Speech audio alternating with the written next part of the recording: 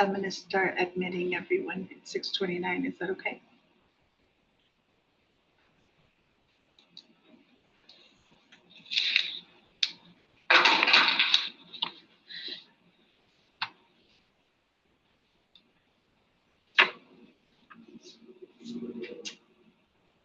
Hi, everyone. Thank you so much for joining. We'll start letting people in.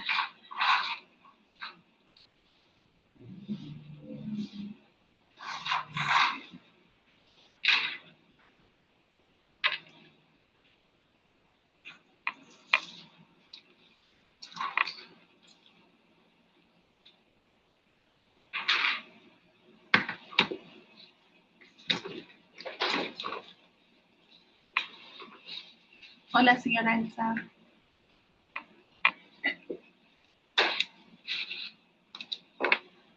All right, 6:30. Welcome everyone. It's good to see everybody. All right, we see a doggy on there. That's cool. We love doggies. All right. Um, there we go. Cute little dog. All right, what's up, Geraldine? What's up, Arturo? Arturo, what up? And everyone else we can't see. Welcome, welcome. We're about to get started right now. We're just aligned for a couple more people to join us, and then we're live on Facebook too now.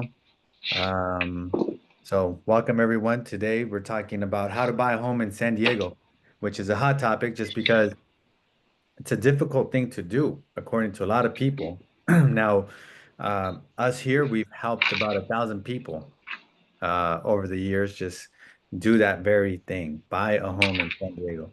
So we're hoping to shed some light today on the steps that it takes. And just like everything else in life, if you've never done it before, it seems more difficult than it really is. If you've never gone to the gym and worked out and, got yourself in shape or a six pack, I think that's difficult. But I'm sure somebody who has a six pack could probably say, no, it's not that difficult. There's steps to it. Let me walk you through it and you could have a six pack too. So that's what we're doing today is we're going to show you exactly the steps that it takes to buy a home. So that's what we're going to do. With that being said, let me go ahead and share my screen and then that we can get started.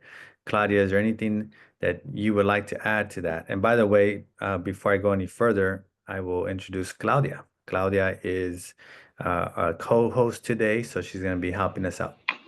Hi, everyone. Thank you so much for joining us this evening. I am super excited because throughout my whole real estate career, I think I'm finally seeing more of a buyer's market. So this is kind of exciting to see that the opportunities and definitely transitioning that to you guys and giving you guys that education so you guys can go for it. Cool. Awesome. Thank you. All right. So let's get into it. How are people buying homes in San Diego? That's the big question. That's what we're going to answer today in detail. Okay. Um, All right. Before we move on any forward, if you guys want to take a photo of this, we're gonna have it at the end. And what it is you could register to receive all the invitations for all the workshops throughout the year. We do anywhere between 20 to 30 workshops a year. So we do a lot of different workshops. Financial literacy, we teach people about money, how to buy their first home, how to buy their first investment property, military benefits, how to use them with real estate. ADUs for beginners, and a bunch more. So if you want to get added to our calendar, that way you receive these invitations, you could just scan that our QR code, or you can message Claudia your full name and your email address, and then we could add you to that. Also, we're going to ask at the end of this for you guys to review us with a QR code, and you can review us on Yelp or on Google and just give us a 5-star review if warranted, and just let us know what you learned in today's workshop. So we're going to be asking for that at the end. And today's presentation is brought to you by everyone here. Here's all the realtors at the Lepe Tendwell Group, powered by eXp Realty. So there's about 40 something of us. And so whoever invited you to this workshop, please review them. Please reach out to them afterwards and thank them if you enjoyed it. Okay, so that's all the realtors here at our office. A little bit about myself, been in real estate for about 23 years, and I've helped a lot of people. Like I mentioned earlier, there's about 1,000 clients that we have, and we help these clients buy homes and sell homes. So we have a lot of clients, and we've also given a lot of money to our community. So every time we sell a house, we send some money to um, different charities that we support. So that's a little bit about us. Let's see here. Um, let me let me do this real quick. Actually, I'll share this with you guys. So just so you kind of have an idea where we're from, Claudia and I, we grew up in the same neighborhood. This alley here, this yellow alley that's painted, I painted that. That's my grandfather's house. And this is an excerpt from the LA Times, March 1988. It says, life can come cheap around 30th and Imperial. According to police crime statistics, there is no other location more notorious than 30th and Imperial for killings, shootings, stabbings, assaults, rapes, robberies, burglaries, and a litany of other crimes and assorted mayhem. Police crime analysts say more blood is shed on that corner than anywhere else in San Diego. So this is like a neighborhood that we grew up in. If you see in the background, you see downtown San Diego. This neighborhood since that time has exploded as far as real estate values, and so has everywhere else in San Diego. And we're sharing this because, you know, we helped a lot of people in all sorts of different areas here in San Diego, but this happens to be the community that we are from. Now, we're going to give you guys a real estate market update, and our goal is to educate you on the current market conditions by reviewing some stats that we're going to share with you guys. Now, before we go into the actual stats, one thing that we do from this uh, workshop tonight, well, we're doing this in the hopes that if you or anyone you know decide to buy or sell a house, that you reach out to whoever invited you to this workshop today because we want to help you. This is what we do for a living. And the only reason why I mentioned this is because in the past we've gotten a lot of people that don't reach out to us because they say, "Hey, we didn't know that, you know, you can actually help us. We thought you guys were busy helping other people." But no, we have time for you. Whoever invited you today, they did it for a reason. So please reach out. Now, this is the interesting part. This is what Claudia kind of alluded to when we first started, that this is the first time in her real estate career that she actually sees the pendulum swinging, and there's a lot of opportunity for home buyers, which is incredible. Now, I saw the pendulum swing, back in 2007, 2008. That's the first time I ever seen like let's say a buyer's market where all of a sudden prices start to drop, inventory starts to hit the market, and buyers were able to choose their price. That happened in 2007, 8, 9, 10, 11, maybe even 2012 a little bit. But then the market started picking back up all the way until now. So what I'm going to discuss is just give you some stats so you kind of understand where we're at in the real estate market right now as of August. The medium list price in San Diego is 925,000. That's what the sellers are asking for. This amount right here. That's what the sellers believe their property's worth. That's the medium. When I say medium, guys, we're not talking about the average. I'm talking about over the last 30 days. If you see my hands here, over the last 30 days, all the sales in San Diego, and you pick right in the middle, that's what we're talking about right here. That's the medium sales price, asking price. Now, the funny part is the sold price, the medium sold price is 875. So the difference between what sellers want and what buyers are paying is $40,000. So what we saw recently over the last 30 days is we saw home prices, the medium home price in San Diego County drop by $40,000 or 5.5%. That's a huge decline. We don't see those types of declines ever. So it's very rare to see a sharp decline the way that we saw it. And sorry, what I'm supposed to tell you is I'm supposed to compare it to last month's medium sales price. So last month's medium sales price was 915, and this month's it's 875. So difference is 40 grand or 5.5%. Huge decline. Now, the other interesting factor here to note is that last month sellers were more reasonable. Sellers understood the market. So their medium list price was $914,000. And last month, medium sales price were 915. So sellers and the buyers were, understanding what the market was. But for some reason, this month, sellers decided to increase their medium list price by an extra 10 grand. So the further that these two numbers, the 925 and the 875, go further from each other, the more opportunity it is for home buyers. Active listings, active listings on the market for sale right now is 6,490 homes on the market. So what does that mean? That's supply of homes. So there's almost 6,500 homes for sale. That's the supply in San Diego County right now. Compared to the last 5 years, on average, we've had about 2,200 homes for sale. So if you look at my hands again, we had 2,200 homes for sale over the last 5 years, and right now we're almost 3 times that at 6,500 homes. So over the last 8 months or so, we saw an increase in uh, supply, sellers putting their homes up for sale. At the beginning of the year, we were somewhere around 2,200 homes for sale. Now we're at 6,500.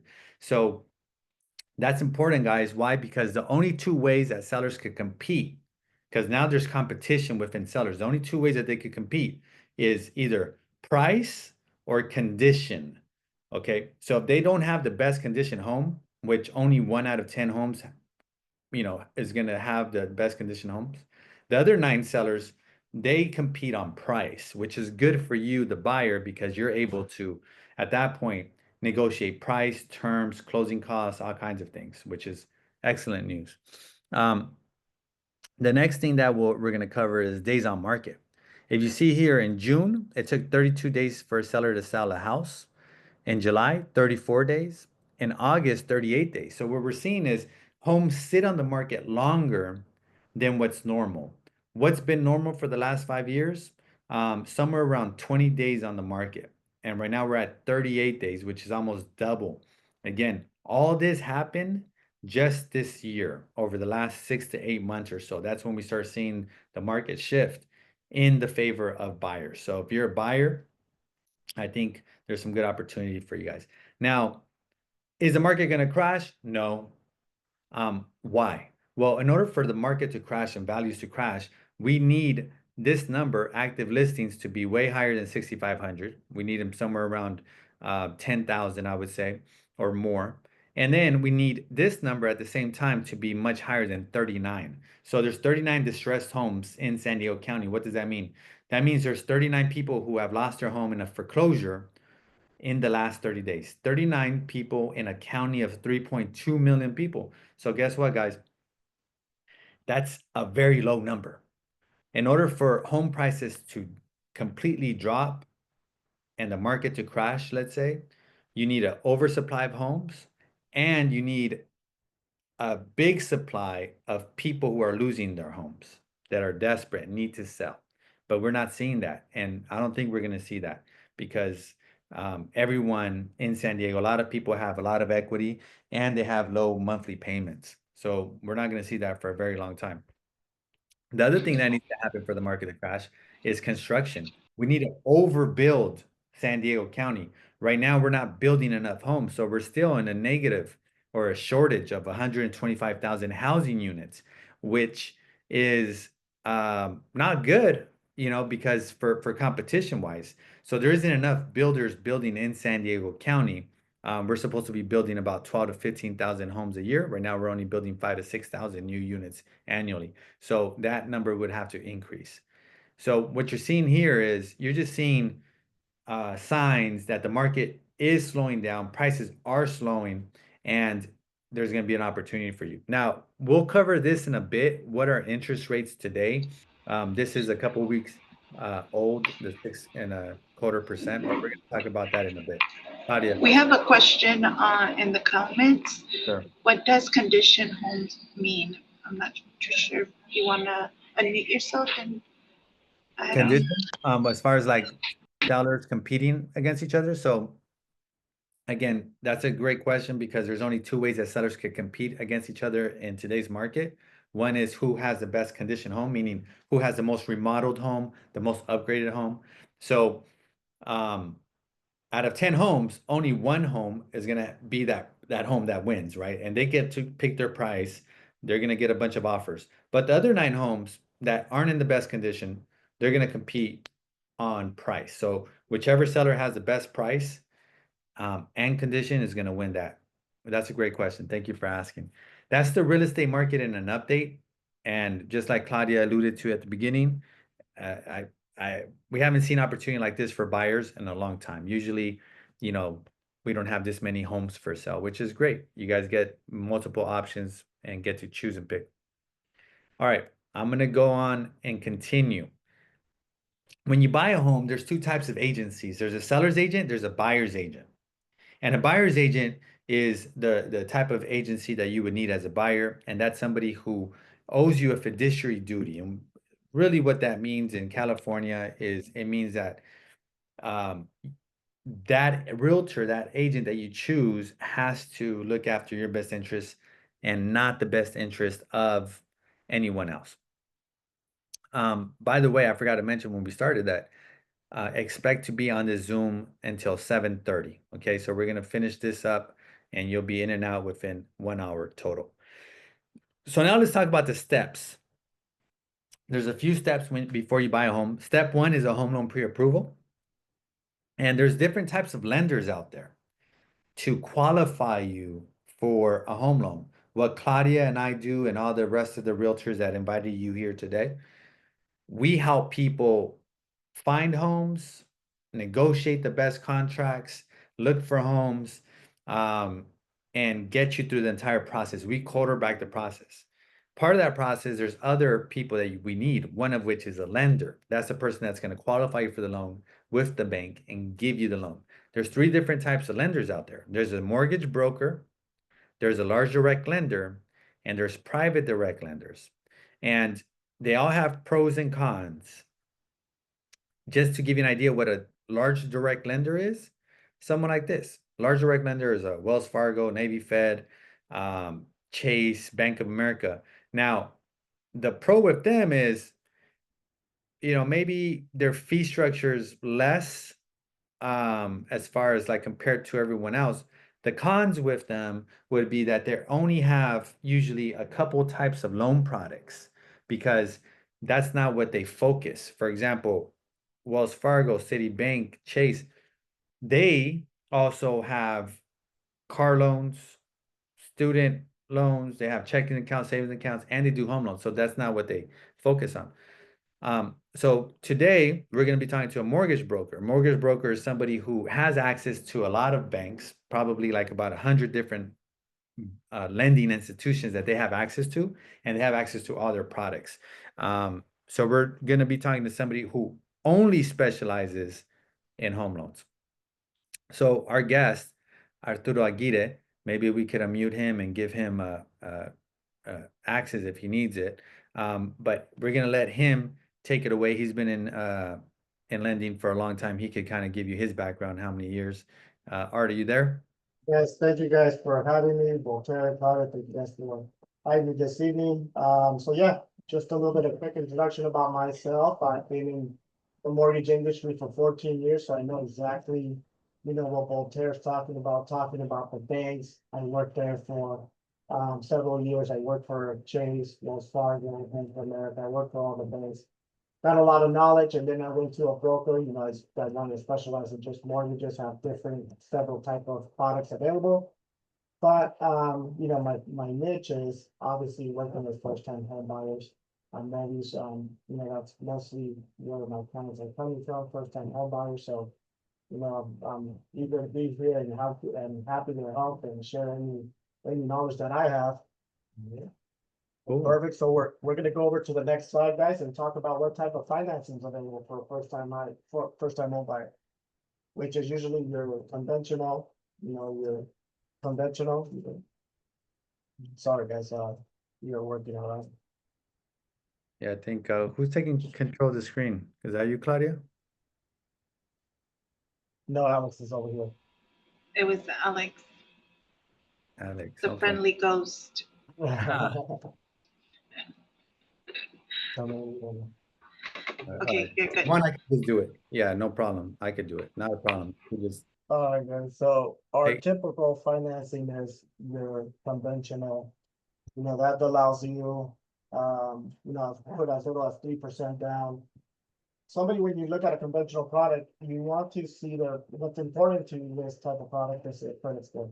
So the better the credit score is, the better product this client's gonna find. You also don't wanna have too much debt. So your conventional, if you have a client that has good credit, not too much debt, this is your product. Because the mortgage insurance is gonna be cheaper, it's just more attractive. Then you have your FHA, which a lot of our clients fall in FHA, because it is mostly used for the first time home buyer. It's 3.5% down. It's not so credit score driven, so meaning if you have a credit score of 620 and a credit score of 800, the interest rate doesn't change much, it doesn't fluctuate as much as a conventional. So that's a really good product, for your first time home buyer. And then obviously we have our VA, no down payment required to earn it, we serve for our country. So there's no down payment. So these are usually our typical first time home buyers. Right. And just so to be clear, FHA and VA, those are government-backed loans. Where conventional, that's just, open market. That's just like, investors that are helping people with mortgages. So that's the difference between FHA and VA versus conventional, right? And then they all have pros and cons, just like Art said. All right. And guys, when we obviously look at these products, there's gonna be some work history we're gonna wanna look, which is the income, right? We're gonna be looking at a 2-year work history. We're gonna be looking, if, obviously, somebody's W-2, we're gonna be looking at what their history has been, in the last 2 years. We're gonna be asking for the most current 30-day pay stubs, obviously to making sure that their W-2 income is matching their pay stubs. Somebody that's self-employed, like myself or Voltaire, we're gonna be filing, business returns or Schedule C, so we're gonna look at a 2-year history as that as well. So that's the history we're gonna be looking at, mostly 2 years, so it's, W-2s for the 2 years, 30 day pay stubs, 2 months bank statements, that's what's gonna be our initial, application, we're gonna be looking at that. And then we obviously have, options when somebody, hey, we wanna qualify for more, we look at it, bringing an additional co-signer. If brother and sister is gonna be buying a home, we bring, a sister in the application as well, just to allow us to qualify for that if needed. Art, what's the most amount of co-signers that you've seen on a loan? I've seen up to 6. Okay, I've seen 10. My, Right. my whole lobby was full of family members. So everyone chipped in. They bought themselves a really nice home. So as many people as it takes, you could do it. You could put a bunch of people on the same loan application. The other thing Right.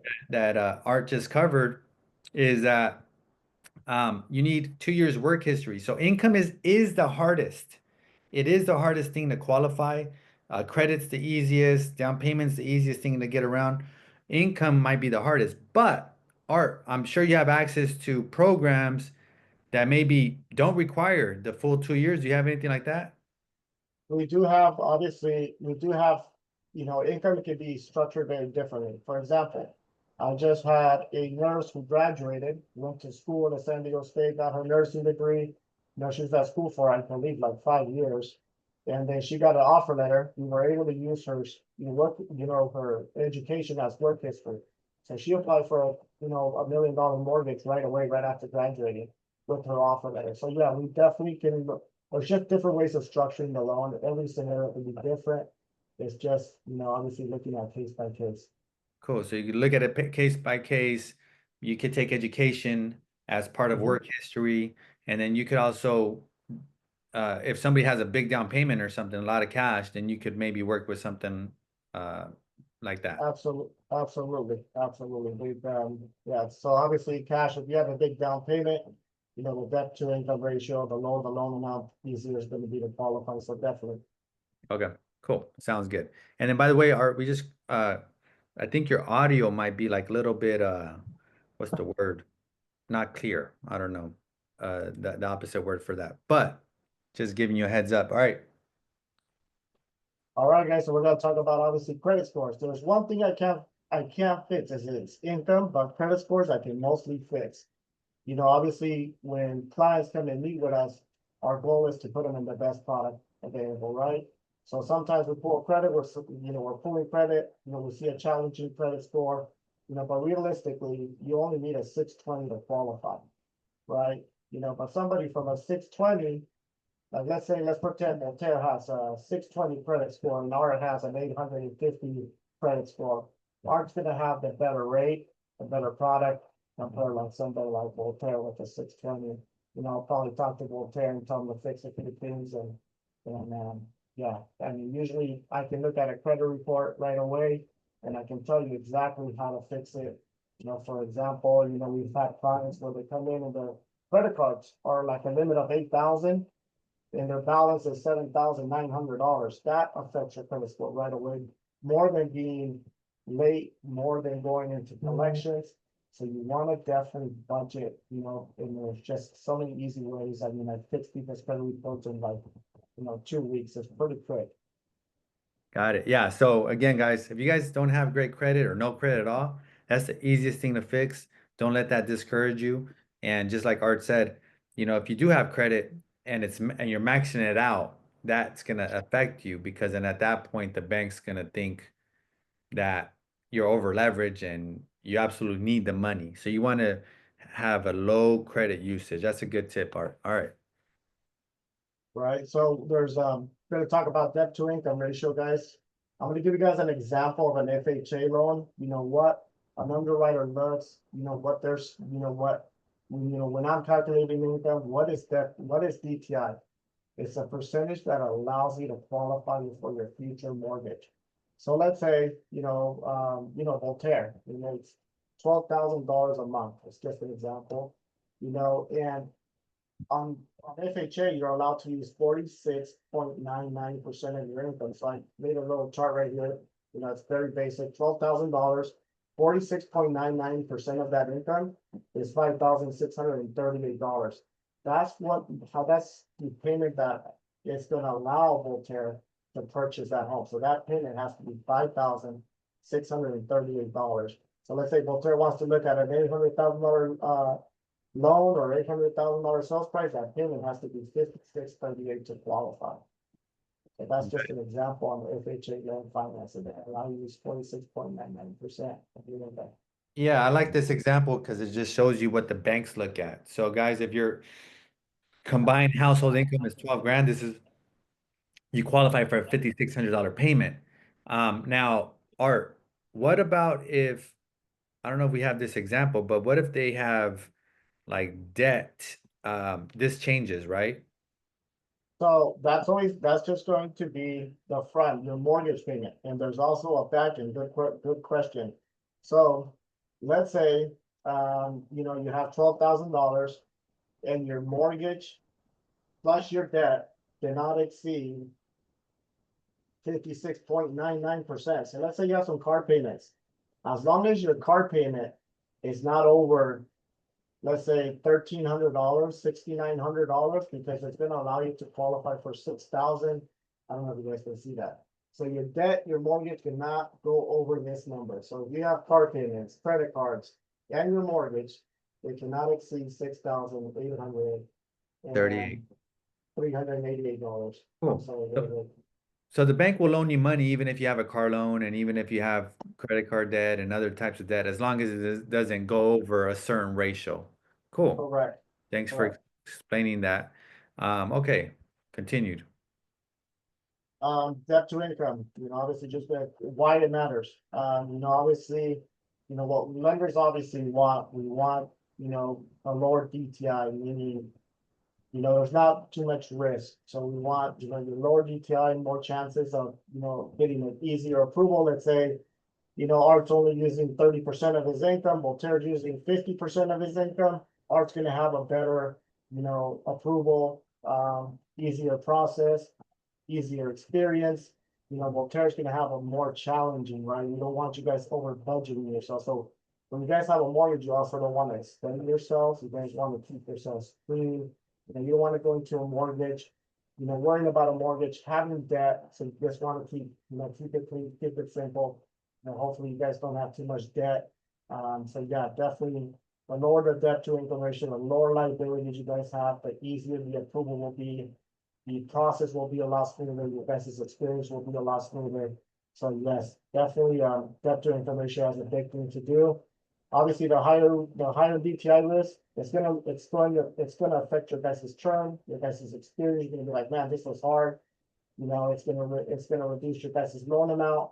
It's gonna raise your guys' interest rate, just because there's more risk, right? So the bigger the risk, the rates and the churns will get worse. Got it. So if you want the best interest rate, the best loan, you should probably have less debt. But doesn't mean it disqualifies you. It just means it might be more expensive. Correct. Got it. Good. All right. Good to know.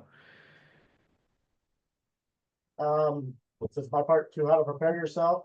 I always tell people it takes a while, guys, it doesn't happen overnight. You know, tip number one, I always tell people is meet with us, meet with your agent, meet with your lender, because a lot of people are nervous, like, oh my gosh, I'm gonna go sit with the bank, it's scary. But we prepare you guys, we educate you. We don't care how long the process takes. Sometimes we'll be ready then and there. Sometimes we'll take the process. But educating, putting yourself a plan, understanding the process, because we talk about fees. Voltaire talks about the market, probably talks about the market conditions. You know, what type of properties out there, what type of loan products are out there. So once you guys educate, you guys see all the fees associated, you guys understand the loan programs, the costs, then you guys are really preparing yourself for, you know, the next step. So I always recommend meet with your real estate agent, meet with your lender, and just get a game plan moving forward. You know, credit, like I said, that's something we can fix. So I always tell people just meet with your lender. And then another tip that I always tell people, if you guys qualify for a $5,000 mortgage, prepare yourself, putting that into your savings for the 6 months, see if you like that payment. Make sure you guys can obviously adjust to that payment, make sure it's comfortable. And obviously, you guys are not just paying a mortgage, you know, obviously there's other things besides paying a mortgage. You guys want to go have family time. So just make sure you guys get used to that payment, you know, put that money into a savings account. And then obviously budgeting is key. Obviously, a good savings pattern would be good. So there's a lot of apps obviously that help you track your budgeting, where you're spending your money.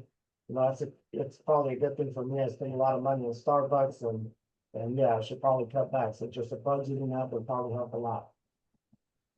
Cool. Good tips. And by the way, I think this is a good time to just remind everyone. Um, the average buyer that I've seen come through takes them about 22 months um, on average to buy a home. Meaning they meet with us, we look at, Art looks at their credit, does all these things, and then we say, okay, you have to do X, Y, Z to get ready to purchase. For them to, let's say, pay off that debt or save up the money or be ready, whatever that means to them, takes about 22 months on average. Now, that means that some people take 3 years to buy from the first time we meet, and other people take a month to buy a home. So it just depends. But I don't want anyone to feel like, oh man, like, I don't want, like, just like Art said, I don't want to meet with the lender. I don't want to meet with the realtor because I'm not ready. Just know that this is like the very first step. And then after that, you might not even, the bank will tell you if you're ready or not. They'll tell you, no, you're not ready. You need XYZ, and then it's going to take you that much longer, right? So don't procrastinate on meeting because then that just extends the time, right? So that was a good point, Art. Thanks for sharing that. All right, let's get back to it. All right, guys, so here's where your down payment, talk about down payment. Where can it come from? They made it a lot easier for us, guys. So before we used to be having, you know, our Hispanic cultures, you know, they put a lot of money under the blanket, wherever they put their money, right? So the bank made it a lot easier for us. Now we can send money directly to escrow with just a gift letter. Before they used to make us provide all kinds of documents, bank statements, you know, so now they make it a lot easier. Like, let's say, hey, you know, uncle wants to give you $50,000 for your first home. Uncle can just send that money right into escrow with just filling out a simple gift letter. There's no bank statements required from that uncle, which is, which is really good. The paper trail made it a lot easier. But your down payment can come from your savings, your 401k, tax refund, gift from a family member. There's also down payment assistance, which I prepared another slide for you guys to help you guys understand about down payment assistance. Because a lot of people get confused on how down payment assistance, but that next graph is going to show you guys. But yeah, down payment, guys, can really come from many sources. The only place it cannot come from is the seller and the agents involved. Cool. So you're telling me that somebody could buy a house without having any down payment money. But a family member decides, an uncle, a parent decides to gift them money, they could use their down payment to purchase. Correct. That's pretty cool. And then the other thing too, I know you're gonna go into DPA, down payment assistance programs. I'll just premise with, there's a lot of down payment assistance programs. We're not gonna cover not even, and none of them except maybe for one. There's a lot of them. And then there's also grant programs. Grants are free money that you don't pay back. Down payment assistance is a loan that you take and you do have to pay back on different terms. So just so everybody kind of understands the differences there. But by the way, one thing that's super important for everybody to understand is the down payment, like Art says right here, is 3 to 5% down, and then for VA members, 0 down. That's a gift. We just have to understand that that's a gift. No other country in the world you could do this. You can't do this in Canada and Mexico. Name the country. In those countries, you need huge down payments. Canada, I think minimum is 20% down. 30% down in other parts of the world, 50% down. The US has structured something that's just amazing and that actually allows a lot of home ownership. And that's why there's so many people in the US that own homes. So we have to we have to understand that, number one, in order for us to take advantage. Because I don't think if we don't understand it, we just think it's normal. It's not normal in any other part of the world. All right, guys. So here's one, like Voltaire said, we're not going to go through all of them, but here's a down payment assistance program. It's one of the most common, which is your Cal HFA. And here's a scenario. We did it recently with one, actually your guys' price. The sales price was $567,668. The down payment was $9,868. So if you guys look at this bottom chart in the right, it is a loan. It's a loan that you're not paying on, but it's securing interest on a month-to-month basis. So if you guys look at that $19,868, 1% interest, it's getting charged $63.90 on a month-to-month basis. And so you don't have that uncle that can give you the money, or you guys are not ready. I mean, if you look at this program, if it's only accruing, let's say in a year, $720 in interest, it's a great money. It's a great way to borrow that money for that down payment. So don't get discouraged. They have made the process a lot easier for us, and it's very simple. You guys have to take a course for this down payment assistance, but it is pretty simple. The rates are not that much different. So it's a great product if you are looking for down payment assistance, guys. So you don't have a rich uncle that could gift you money. You could get a 0 down loan through this down payment assistance program. That's pretty amazing. Voltaire, you're my cousin. Ah, there you go. Well, actually, I'm gonna introduce you to Art so he could get you a 0 down.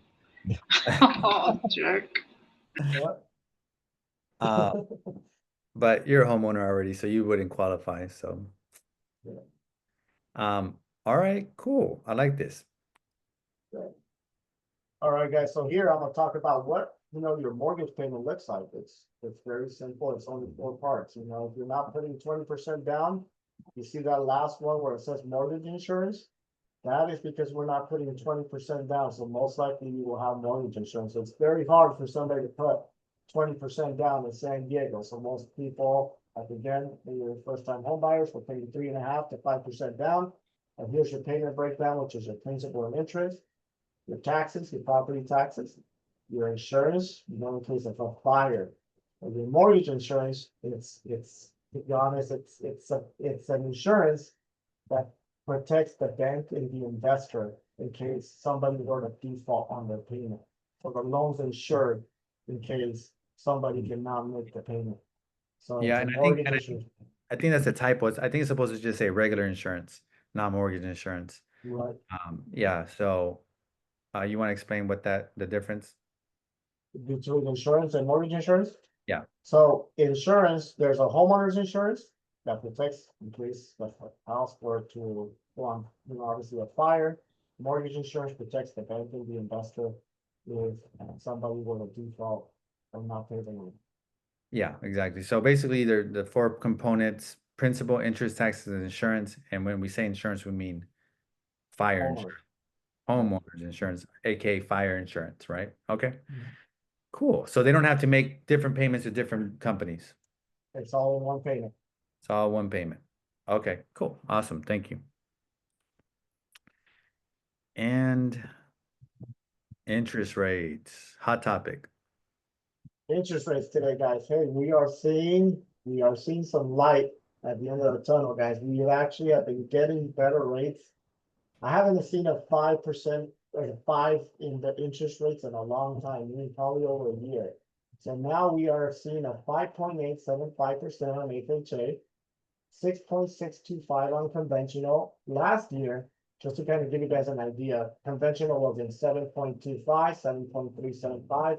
FHA was around 6.5. VA was around 6.625, and today FHA is at 5.875, conventional is at 6.625, VA is at 5.75. If you guys look at the chart right here on the bottom, you're starting to see that interest rate starting to come down.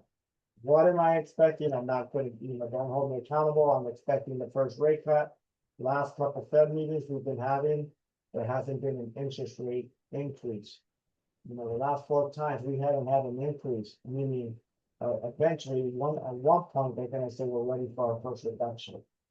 So that's the positive side. I'm not sure when that will happen. I'm hoping it will be in September. That will be the next Fed meeting, but possibly next year, guys.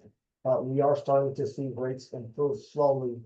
And when they do improve, to kind of give you guys a breakdown, I think they will do it slowly. Why? Because we don't want to be, banks are not going to be put at capacity, right? We want to be able to accommodate all the people that are going to come out, your first time home buyers that weren't able to buy. So I think that when rates start coming down, they're going to do it slowly. That way we can obviously accommodate the market. So I do think we will do it slowly, in my opinion. Cool. And the other thing to note here is look at the rates over time. They've always been higher and or around this where we're at right now. So I think that we're in a good position, especially if they go down. Now, the other thing to note, guys, if interest rates go down, typically, if interest rates go down 1%, prices go up 5%. So um we'll see what happens with all this excess supply that we have, what happens when interest rates do drop, uh, which is what Art just guaranteed everybody on the call. But once they drop, we'll see what happens with prices. But I think right now it's a nice sweet spot. Now, the other thing to note too is FHA and VA are always going to be lower interest rates than conventional because conventional, remember, those are like real investors that want to return on their investment, where FHA and VA it's bank backed. I'm sorry, U.S. Government backed. So they're trying to help people out. Is that accurate, Art? All right. Cool. Awesome. Thanks for covering the interest rates. All right, guys. So this is a transaction that's currently live, just to kind of give you guys an example. It's a 3-bedroom home. The sales price is 749,000. Here's a scenario what down payment will look like. The down payment on the 3.5% down payment will be $26,246. Your projected closing costs, which are third parties, escrow, title, impound account, which includes your taxes and insurance. Those closing costs are going to be around $14,998. Total cash to close on this transaction is $41,244. That's your down payment plus all your closing costs associated with the loan and third parties. Cool. Just to kind of give you an example of it. Yeah, and the cool thing is, like we just talked about, the down payment could be a gift from a family member. The closing costs of about approximately 15 grand, that could be negotiated in today's market. You might have not been able to negotiate that 8 months ago or 12 months ago, but today the seller is willing to pay some or all of closing costs. And I've even seen sellers um, pay off the buyer's bills, like in VA examples, if they have debt, I've seen the sellers pay off their debt in order to help the buyer qualify to purchase. Have you seen that, Art? Well, sir, I think the last deal we did, you negotiated a huge seller credit. I think the client ended up coming in with like $400. I mean, I haven't seen that in a while, so I mean, Oh, the Voltaire got buyer this, bought a house with $400? yes. Yeah. $400. You negotiated such a huge credit, and we bought down the interest rate. I mean, we did something crazy. So I mean, that was your last time, your VA. Yeah, we bought down the rate from 6.625, guys. Voltaire got a huge credit. I still remember this. We went from 6.625, paid all the closing costs, and he had such a huge credit that we were able to buy the interest rate down to 5.75. So I Yeah. mean, that was just crazy. So yeah, definitely a lot of room for negotiations right now. Like Voltaire said, it's a buyer's market. Yeah, that's great. We should have advertised that. We didn't tell nobody. This is the first time. That, so that was a great example of what, your agent could do in today's market, right? Um, Mhm. we can negotiate. All right. Thank you, Art. By the way, Art's gonna Well, hang out for a little bit, and then that way he can answer any questions at the end when we have Q&A. So we have about 15 more minutes all in. So I'll speed this because I know a lot of people are at home, end of the day, looking for a nice meal. And I'm speaking about myself here. I'm excited about eating after this. So the cost of financing a home. So you have your purchase price, which is the sales price. You have your down payment. We talked about that. 0 down to 30% down. We have interest, the cost of borrowing money. And then we have closing costs. And these are fees and expenses paid by the buyer at the close of escrow, typically about 2 to 3%. So closing costs do not go towards the home loan. Closing costs include escrow company, a third-party company, title company, lender fees, real estate fees, notary fees, HOA fees, all the fees. That's what closing costs is considered. Here's a success story. Claudia, do you want to uh, tell everybody about them? Yes. So I thank you, Art, for bringing up that client. Um, we were before the presentation, we were mentioning like we really do have a lot of amazing stories, and maybe we should start jotting them down because we forget about them when it's time to share the goodness. But this one is Cynthia and Adrian. They had moved in with their parents to save up, and a lot of our clients we see they get the opportunity to, move in with a relative to save up, and we see two types of clients like that. They live with their parents for a long time and they don't save up anything. And then we have the client that saves up or lives with their parents and actually saves up, or not even just so much with the parent, but even having a low rent or something affordable. They don't take advantage of saving their money, and when the time comes, they jump on it. So they were super prepared. They had all their closing costs and down payment saved up. They came into our workshop. We gave them this education, and they felt ready. 2 weeks and a half of house shopping, we were able to get them into a home, and um, yeah, that was that's. I'm trying to think like Yeah, it was more nice. of it, but it was just nice to see that they put into play what they intended, their game plan. Yeah, and it was nice and easy, and the house was beautiful, remodeled. So I still remember that house. It was really nice. So, as your agent, your real estate agent is going to help you secure the best financing, introduce you to the right lender, find the best home for your needs, negotiate the lowest price and terms for you, and help you meet your home buying needs with the least amount of hassle. That's what your real estate agent is going to do for you. Now, the average escrow timeline, you hear people say, I'm in escrow now, or we're going to the escrow company. What it is an escrow company is a third party company. It's a neutral party. So after you're out home shopping and you get your offer accepted, that's what starts the escrow timeline. Now, at the end of the escrow timeline is when you receive your keys. And actually, Claudia, we should have like a little key right here at the end at the, you know, that's what and the key to the home. So that's the escrow timeline. Now, within the escrow timeline, several things happen. So day one, you get your offer accepted. Within 3 days, you have to put your earnest money deposit. So you're telling the seller, hey, look, here's a deposit, just like a rent deposit, belongs to you, but you're putting it into the escrow company, and the third party escrow company, they hold on to it for everybody. And then the seller feels comfortable in taking their home off the market because the deposit's in escrow.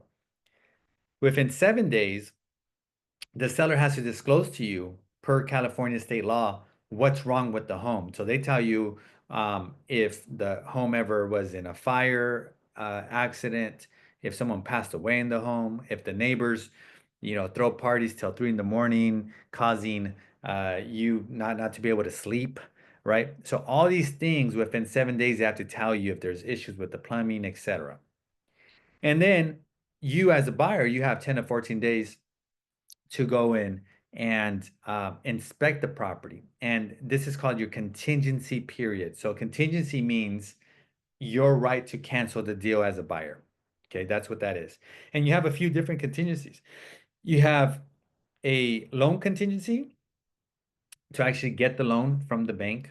You have an appraisal contingency, making sure that you're not overpaying for the property. Then you have an inspection contingency, making sure that, again, the property is in good condition for you to move into.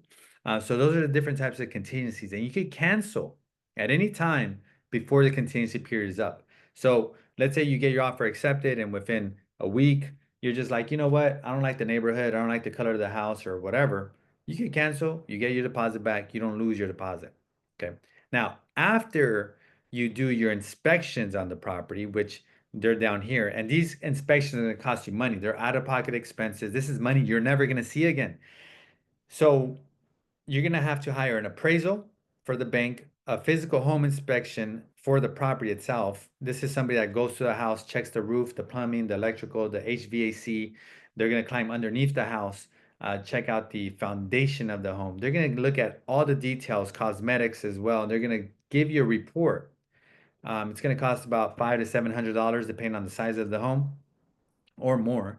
And that's for their time and effort to go out there. You're also going to get a termite inspection, about $100, and a sewer inspection, checking the drainage to make sure that there isn't going to be any issues down the road. All in all, you're going to be spending about $1,500 on inspections. That's out of pocket cost, and you're never going to see that money again, whether you buy the house or you cancel.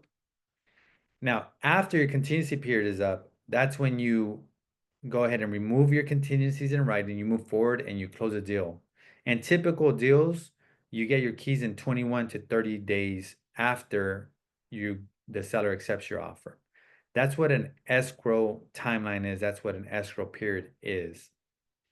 And by the way, take notes if you have questions. We have Q&As coming up soon.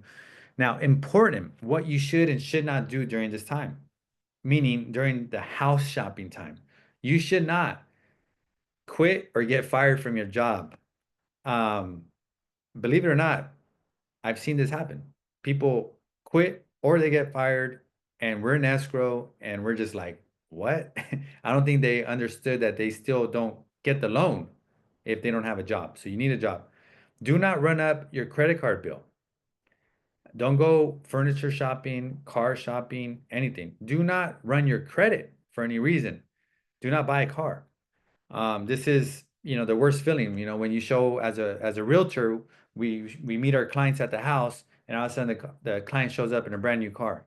That's not a good feeling for us. So don't play with us. Don't play with our emotions.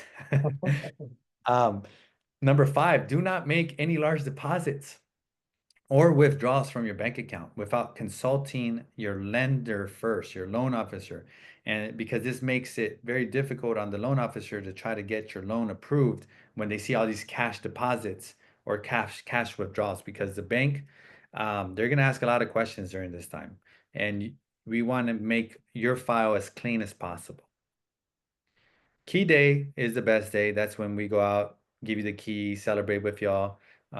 Best part of our job for sure. It's time for some Q&As. What questions you guys have that we could answer right now in the next 5 minutes? And by the way, while you guys are either unmuting yourself or writing the questions in the comment section, feel free to scan this just so you have the full calendar of all the future workshops that we're going to be doing. And I'll be toggling between this and this. You can leave us a 5-star review. Also mention you can leave your realtor, whoever invited you to this, a 5-star review on Google or Yelp. Claudia. I just dropped the links for easy access to our Google page, our YouTube, and our Eventbrite, and also to remind you guys of our next workshops. Our next workshop is next month, September 13. It will be on Trust 101. So once you're a homeowner, a trust will come in handy. So if you want to start learning about that, or if you have family members that are owners and would like to teach them about why having a trust is important, please invite them. And then we have Coffee and Cash Wednesday, September 10th. That's at 8 a.m. Christ. Michelle, you okay? I can hear you. There you Yeah. go. Yeah. Oh, we can see you now. Perfect.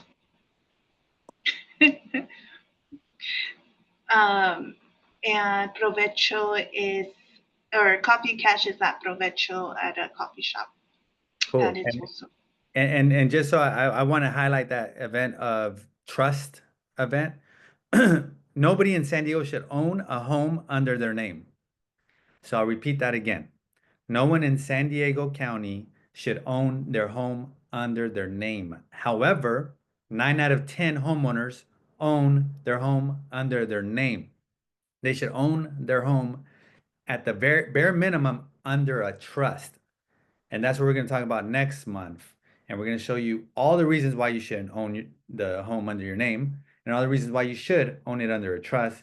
And we're going to have an attorney jump on, and also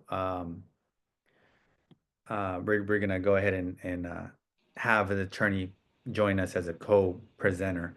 All right. Yeah, What that's question? a live, that's an in-person workshop here at the office. In person. Sat- At the office. Yeah, Okay. Saturday at 11 a.m. Oh, it's a So- Saturday. Okay. Good. Yeah. Okay. Well, that's a plug for that. You have to know that stuff. What questions? Do we have any questions on Facebook or here? No questions. I think we were pretty clear, Okay. or we Good. just have a bunch of shy people. A lot of shy people. All right. Well, listen, by the way, whenever you ask a question, it helps other people because they probably have that same question. So don't be shy. But if you guys have any further questions or you want to get the process going, please reach out to the realtor who invited you to this, and then we could go ahead and get the process going of sitting down, looking at your situation, introducing you to a lender, and then that way you could, get the ball rolling on your home buying career. And the last thing I'll leave with you guys is just a stat, and the stat is 4.6%. 4.6. What does that mean? Over the last 20 years, the real estate market in San Diego has gone up 4.6% year after year. This includes the crash of 2008. Wow. That includes the crash of 2008. So wow is For the correct. last how many? 20 years. So if you go back 20 years, the market has gone up 4.6 on average. And during the crash, if you guys remember, I remember because I was there, everything dropped in half by 50%, but then the market went back up. So if you own a home in San Diego, you saw the benefits of that. If you don't own a home in San Diego and you've been renting, you're suffering because of that, because values are so high, rent are so high. And what I would say is, I don't think we're going to see another crash like the way we did.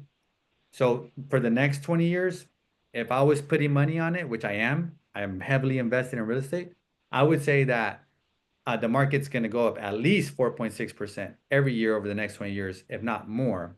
And I would say, if not more, because of several reasons. We're not building enough. Before the crash, we were overbuilding, and that's one reason why it crashed. We were building 16,000 homes a year. Right now, we're only between 4,000 to 6,000 homes a year. So that's a huge reason why I feel that this time around it's probably going to be more than 4.6%.